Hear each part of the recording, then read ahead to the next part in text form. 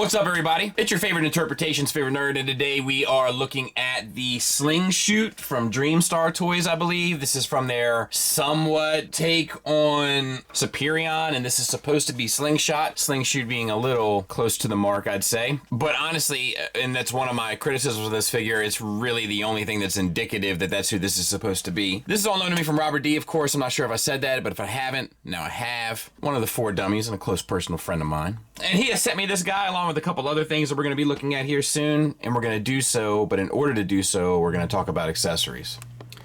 He comes with 2 guns. They're identical, so we'll just talk about one. Once again, they're sculpted nicely. They're painted nicely. I don't really have a whole lot negative to say about it. Like, the barrels are painted silver. It's black plastic at the base.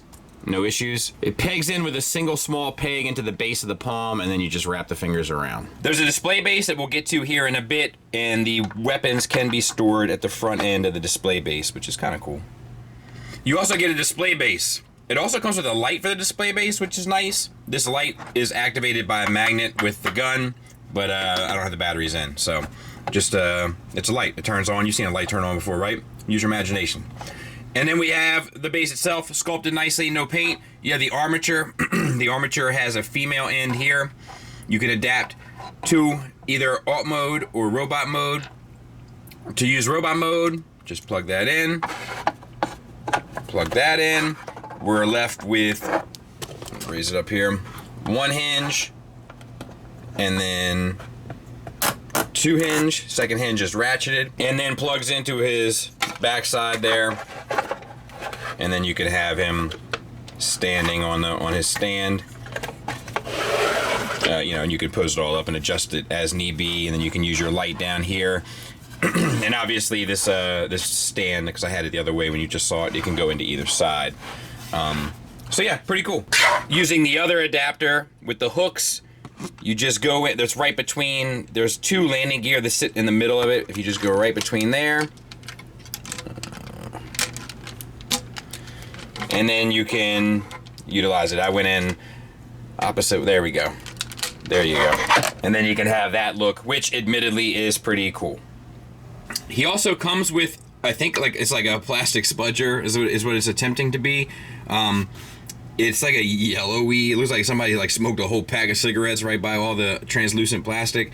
But other than that, I mean, thoughtful, I suppose. Gimmicks wise, the eyes can light up as well with the magnet. Once again, I don't have the batteries in it.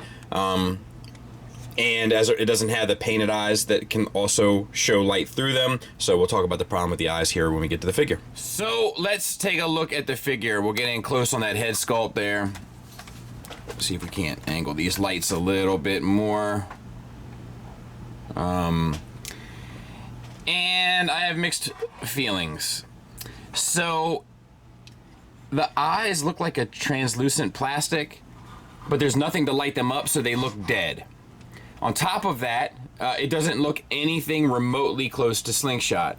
And Robert D actually had a good point where he said that there's nothing indicative about this character or this toy that makes it, you know, really close to Slingshot. And Slingshot kind of has a very kind of iconic head, and that would have been probably the place to kind of dial that in. And they didn't do that here, and I agree. It is painted with 2 shades of silver, and then has a little red metallic bit on the forehead, and that looks nice enough.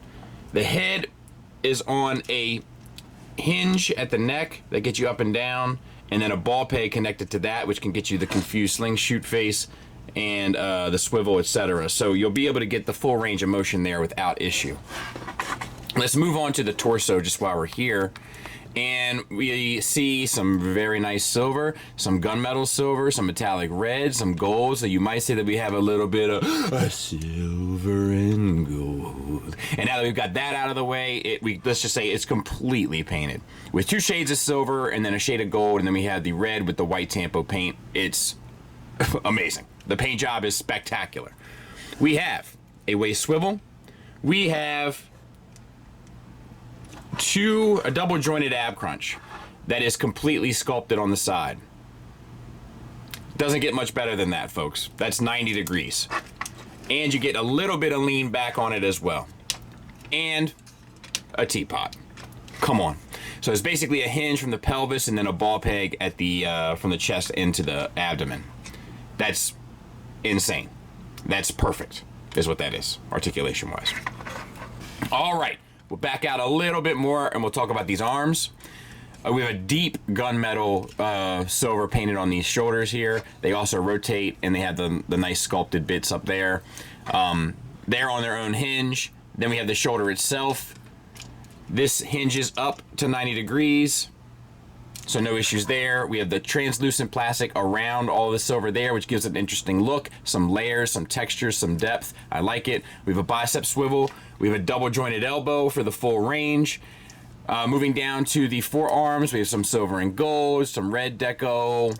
The wrist swivel, they hinge in and out, and the fingers are individually articulated on a base pin knuckle, and then come out to a secondary and tertiary knuckle that are tensioned, which is a bit of a complaint for me, but not the biggest deal in the world as long as they work properly, which so far so good, but we'll see how it holds up during transformation and such.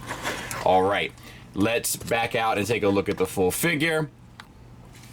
We have universals for hips, and they're just tension. So let's get these hip flaps out of the way. Get these arms out of the way. Get you past the full Van Damme. Get you the full Monty. This joint is a little bit out of whack tension-wise. It's a little stiff, but other than that, no big deal. Pelvis is completely painted with the silver tones and then some white deco as well. Now, I will say I'm having a bit of an issue with this pelvis flap here. Like, they obviously swing out. Oh, there it is. It's just a tighter joint. So once again, a tolerance issue. All right, so we have a thigh swivel, 2 shades of silver on the thighs. We have a double jointed knee technically, but you mainly use this hinge, beautifully designed, get you 90 degrees. The kneecap even moves along with it on a piston. The lower arms, we have the gold, we have the metallic red, all of the silver accents and stuff are painted on, completely drenched in paint. We have ankles. Nothing really for an ankle tilt down. You do get an ankle tilt up, and you do get a full rocker. He does have a tendency to not be the most balanced because there's no hard, if you look, there's no like support structure here for the heel. You can try to use this piece here, but it doesn't really work properly to form up the back of the heel, and then on top of that to kind of add the support. You can get it in there. But it doesn't give you a whole bunch of a helping hand, or a whole lot of a helping hand, I should say. And then there's the wings. They do have a tendency to kind of come undone like Duran Duran, but they do collapse quite nicely because he looks pretty clean from the back. Size comparison wise, there he is next to the Fans Toys Aerial Bot, a Unique Toys Combaticon, and an XTB Stunicon. Like, this is a big robot. It ultimately comes in smaller than the Fans Toys due to the canopy on the backpack, but the bot itself is huge. All right, let's get him transformed. Open panel 1, open panel 2, open panel 3, and as you do so, swing it out so that you can clear all this space.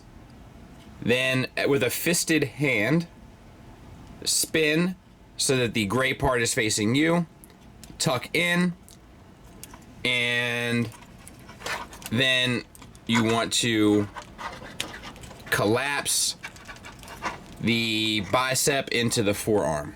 Let's do it one more again. Panel 1, panel 2, panel 3, swing out to clear. I think the thumb needs to be on top of the hand. Rotate to see the gray. Tuck the hand in. Collapse onto the bicep. Untap the wings from the side of the body.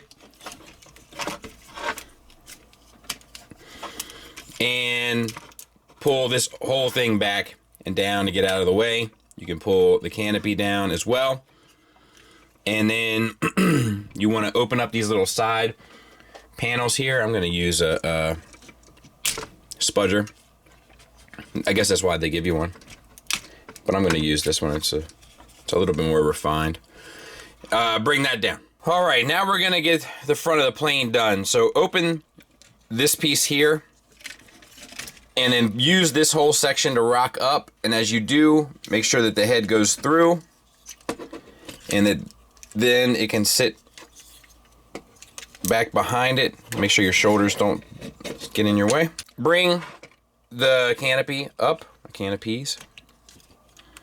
And then you want to slide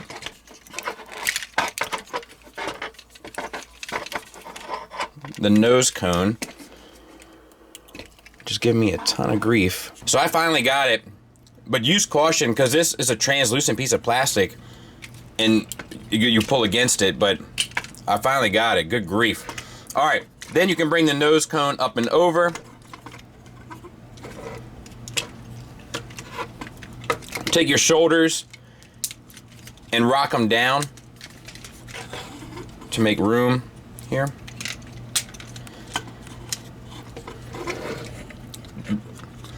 Once you're up and over the shoulders, there we go again.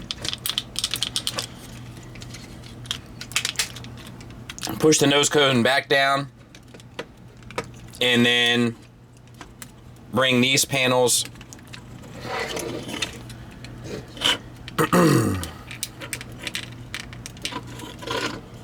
what is going on?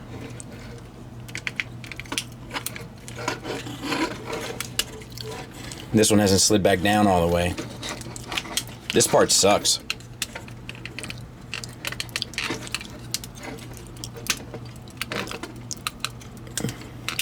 Hold on. I got it. Once again, it just took a ton of elbow grease. Move these around. And then make sure that they line up appropriately and plug in. That was a very disgusting sequence. And just, it was totally due to the tolerance of this nose cone sliding in and out. Just make sure you grab by this, because you don't want to put tension against the pin where this translucent piece of plastic meets this piece of plastic down here at the hinge. Now you need to secure the now you need to secure the arms to the side of the body. They're supposed to go into these things here, but I haven't been able to get them out. I've been sitting here messing with them, and I've had zero luck. So we're just gonna have to go without, I'm afraid. So make sure your arms are nice and collapsed and bring them down.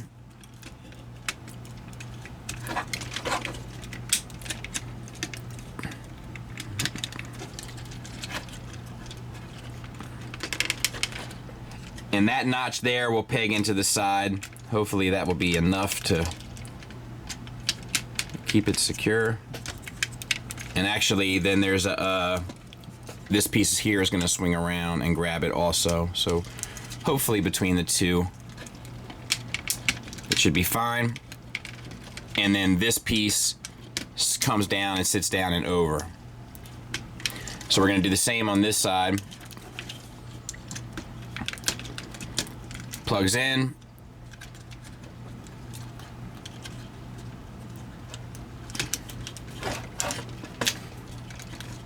Plugs in. Comes up and over. And then you just want to make sure that that's sitting there. These chest pieces kind of fold towards the middle. And I feel like this one is all the way and this one is not, but I don't think it's going to make that big of an impact for what we're doing. So take this heel, condense that, and then you want to collapse it so that the gray bits tab in to the foot. Untab.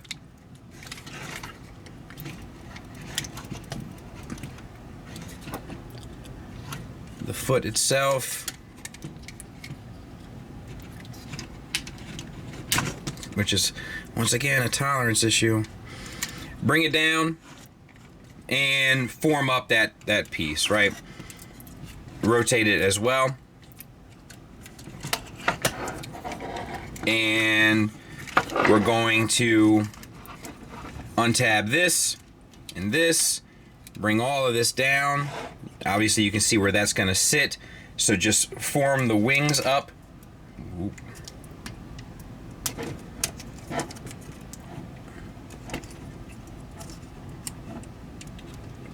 Another tight joint. so that it will make sense. There's everything is on its own little hinge here, so just keep rotating the hinges until you have it kind of where it belongs. And then you want to rotate this piece on the back so that the peg will interlock with the opposite side. When you flip up these armatures, don't forget to flip this piece out. I did, and only realized it way late in the game. So there's another little hinge on there that you can flip out. It helps clean up the backside in jet mode. You want to unlock that. You can fold that back. This knee,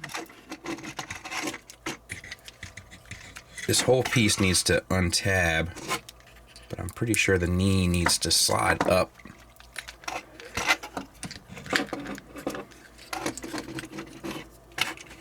But once again, I'm having a hard time getting there too.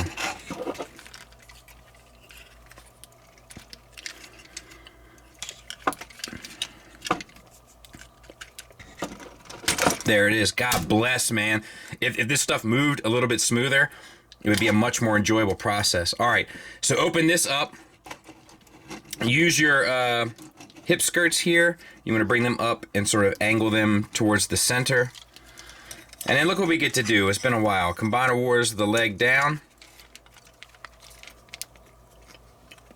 Come on, dude.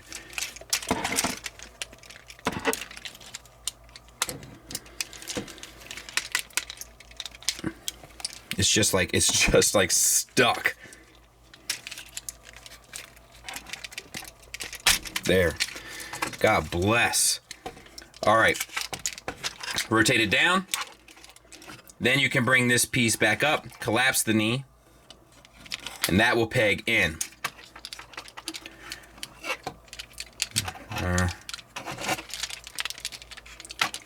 We're going to do the same thing on this side. I'm just going to move this thing out of the way. This one's a little bit different just because of the fist down here, but not too much.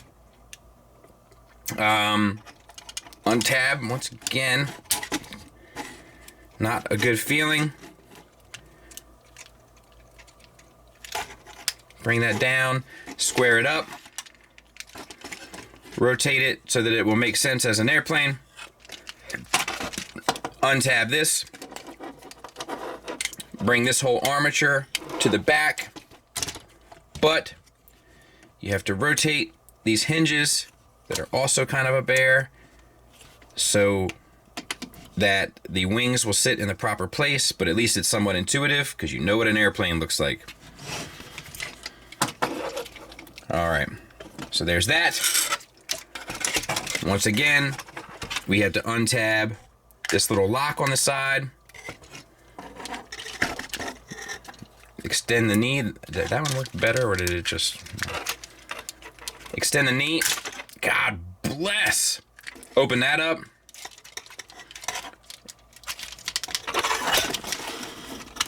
Rotate down. Bring this back up.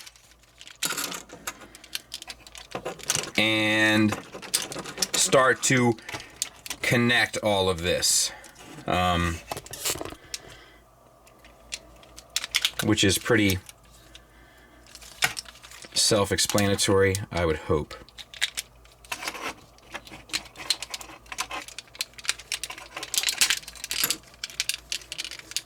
Then the last step, bring this up, rotate 180, rotate the wings 180,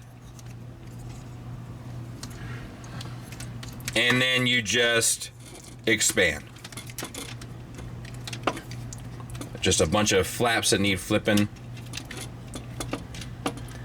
These missiles here will turn in. They'll like roll in to kind of line up more appropriately. Right. Same for this side.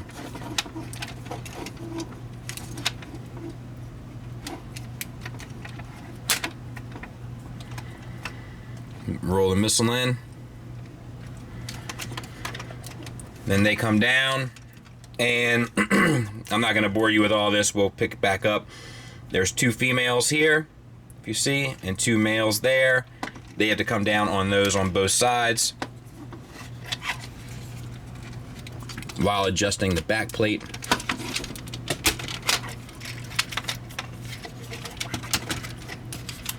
And then just kind of get to tabbing and straightening. Just a little straightening. And then just straighten your wings out, sort your missiles. I'll clean it up. We'll take a look at it.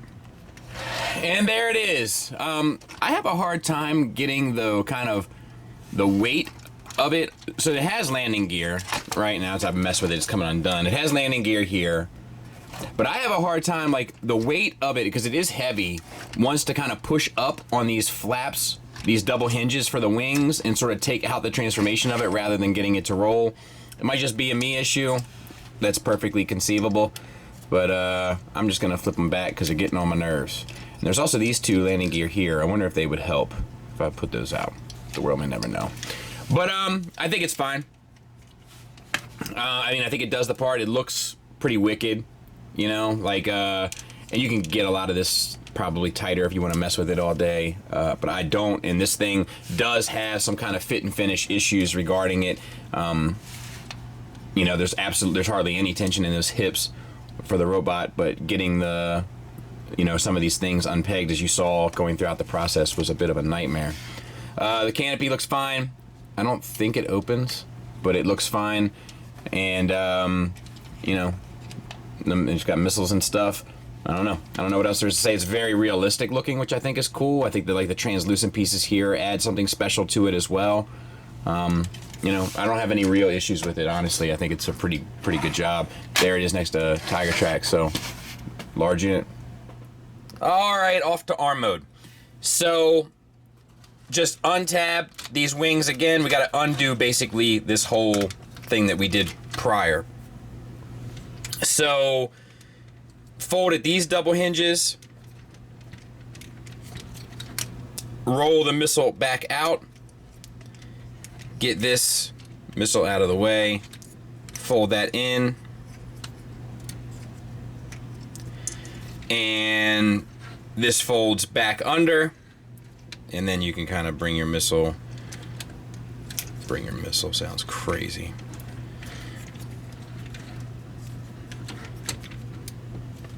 Back and around. I think, I'm not even sure which way it goes, honestly. Maybe like that. All right, there's one. And then on this side, same thing. We have the double hinge here. We're going to fold up on that first. Get our missile out of the way. Roll the missile out. Fold the missile in. Plug it in. And I think, like, why are these eating me up? You know, these things eat me up on the Seekers too, sometimes, like the MP11 mold.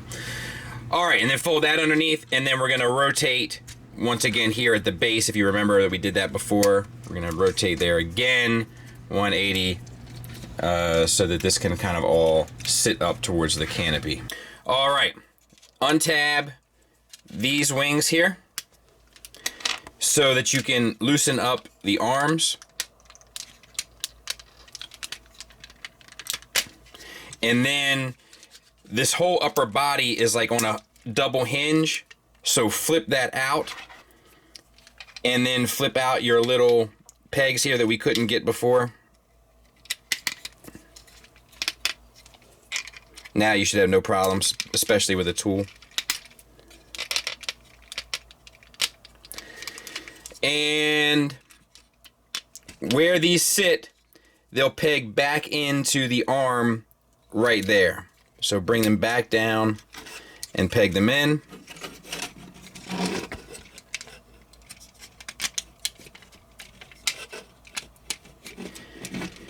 And then on the back side there, you can peg these wings back in. Mine is not 100% lined up, but yours will be, because you'll be doing a better job than I am following along. All right, so then if you take the wing line that is in touch with the missiles, there's a long kind of gnarly tab that comes off of it, You fold that back down on top, and then on the sides here, line up that gnarly tab on both sides. And then just kind of, you can angle your missiles. Let's see. There. As soon as they clear the other missile pod. All right, split the legs. So that means splitting all of this so that you have access to both. And actually, as I'm looking at this, it looks like if you flip out this, that will grab onto here. It'll probably give you a little extra connectivity going into jet mode as well. We're gonna take this piece, we're gonna fold this in, because you guys did a better job than me and you remembered, so you're gonna fold that in, and we're going to bring this up and bring this down, and this piece comes around. This wing has to fit inside of that pocket. So once again, use your various hinges so that you can do so. And the next thing you want to do is disconnect this piece where this armature is connected. That will rotate up and fall into this pocket, and then this tab will grab a hold of that slot there.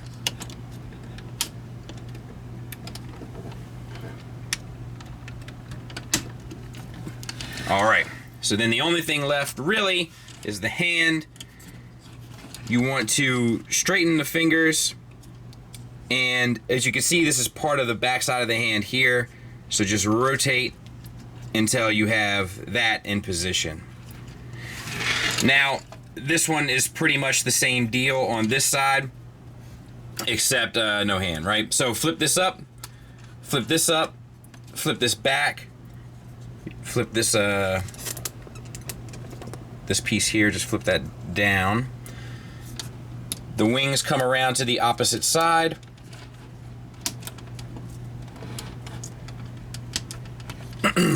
This piece comes up, that all tabs in, right? Yeah, this tab here to there. And that wing sits inside the pocket. And then this whole armature comes up, spins up, rotates up, and then this piece grabs a hold of that tab. I'm gonna make sure I got it all clean before we all put it together. And I'm glad I double checked something, because I did forget something. So this piece here, you can fold up these landing gear, comes off and around and pegs in to the side here.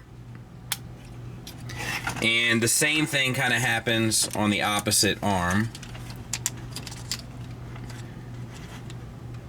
And to me, I'm not really a fan of that little extra step because of that. Let me see if I can find it. There it is. I'm not trying to lose my streak, man.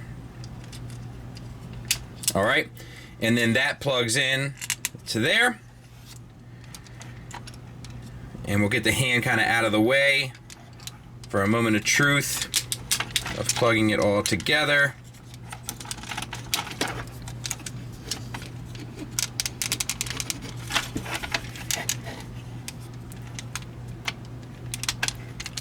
And then you can actually slide the hand over.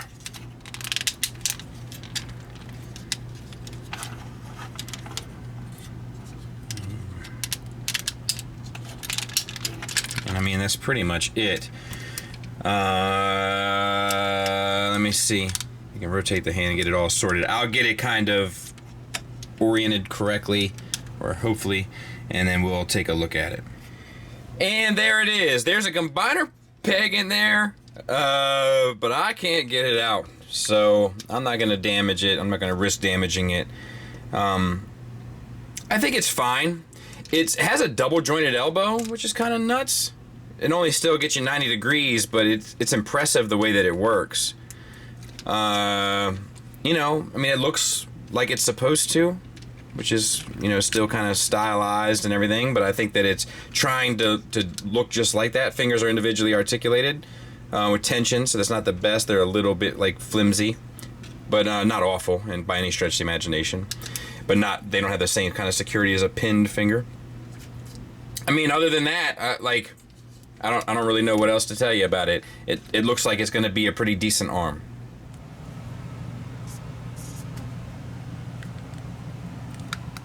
Final thoughts wise, we'll start with the negative, and we'll keep it rather objective for the moment. There's a lot of panels that make up the backpack. There's a lot of hinges and armatures that kind of make up a lot of the moving pieces regarding this, which is ultimately fine. However, it does make for somewhat of a frustrating experience from time to time while manipulating the figure, kind of making sure that nothing comes undone, unpinned, unhung, unhinged. That rhymed, didn't it? Etc., etc. The second and probably biggest issue regarding this thing are the tolerances and fit-in finishes, as my buddy T2RX6 would say. Some joints are too loose, some hinges are too loose, some swivels are too loose, and some are almost impossibly difficult and stiff, and you never know which one you're gonna get. It's like going to a convenience store and opening up the doors, but every now and then you get one of those real heavy doors that's like next to impossible to open, and it makes you look like a wimp out there on the side of the road. But you can't apply that force all the time, can you? Because there's some hinges that are quite loose, and you'll end up ripping the whole thing to pieces. But those challenging tolerances are impossible to ignore. Unlike people that send me TikTok links, those end up being quite easy to ignore. And then if I cut that part in, then that should work, and that should make up a host.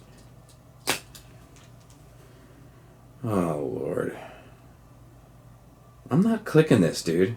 10, 9, 8, 7, 6, 5, 4, 3, 2, 1. All right. LOL. Send.